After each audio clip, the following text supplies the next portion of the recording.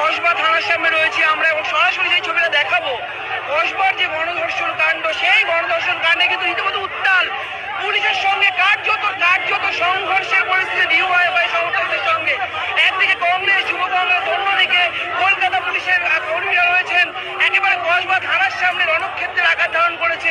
যে ছবিটা দেখাচ্ছি, আমার ক্যামেরা পার্সন রয়েছেন আমার সঙ্গে সুমন রয়েছেন, দেখাচ্ছি যে ছবিটা কসবা থানার সামনে কার্যত ডিওয়াইএফআই সমর্থকদের সঙ্গে পুলিশের ধস্তাধস্তি শুরু হয়েছে এবং দফায় দফায় যে বিক্ষোভ, যে আন্দোলন, যে প্রতিবাদ কর্মসূচি চলছিল রাজ্যের বিরোধী রাজনৈতিক দলের তরফ থেকে, সেই বিক্ষোভ কিন্তু কার্যত রণক্ষেত্রের আকার ধারণ করেছে।